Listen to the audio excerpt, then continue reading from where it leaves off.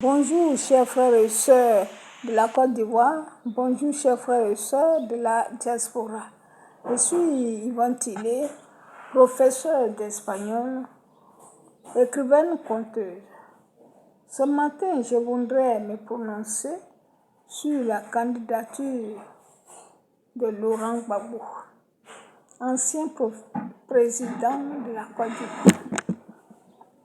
Mais c'est vous, les cadres, les hauts cadres et militants du PPACI, qui êtes à la base de cela, puisque vous étiez chargé de choisir le candidat et vous l'avez choisi. Alors que vous savez bien que quand il parle, quand il marche, vous savez bien qu'il sent de la fatigue. Mais vous avez voulu qu'il soit candidat. Alors il a accepté. Oui, il a accepté. Maintenant, nous savons tous, en tout cas ceux qui veulent le savoir, savent qu'il s'agit d'un grand boulanger. Oui, que Soro et Thiam sachent qu'il s'agit d'un grand boulanger qui a pu tromper beaucoup de gens en Côte d'Ivoire.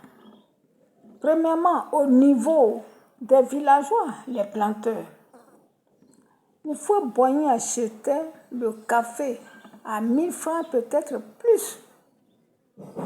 Nous qui sommes là, notre génération. Moi, je sais que mon père a scolarisé tous ses 10 enfants avec l'argent du café. Et beaucoup ont construit chez nous avec l'argent du café. Ce qu'ils ont eu dans la vente du café leur a permis de scolariser leurs enfants et de construire des maisons décentes pour habiter. Mais toi, Laurent Gbagbo, tu es arrivé, tu as dit non, le kilo de café à 1000 francs, tu ne veux pas, c'est pas bon. Toi, quand tu vas venir, tu vas faire un kilo à 2000 ou même jusqu'à 3000.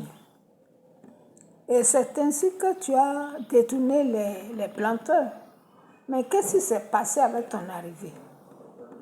Tu as créé des filières café, cacao.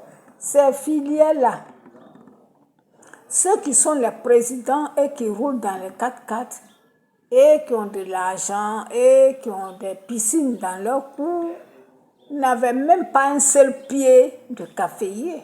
Mais c'est eux qui sont les représentants de ces structures-là, qui voyagent, ils vont aux États-Unis, au Canada, ils vont en Chine avec cet argent.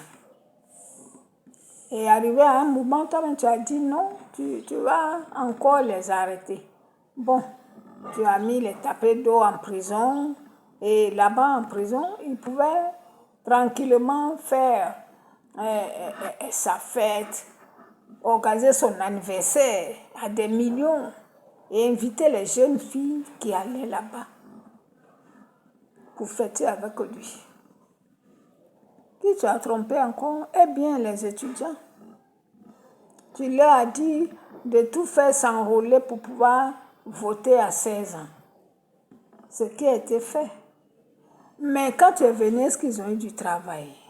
Non. Le seul travail qu'ils ont eu était de gérer les cabines. Avec leur maîtrise, il faut qu'ils gèrent les cabines. Et puis le soir, ils vont aller dans leur agora pour insulter les opposants, pour insulter le président Alassane Ouattara, qui était encore dans l'opposition.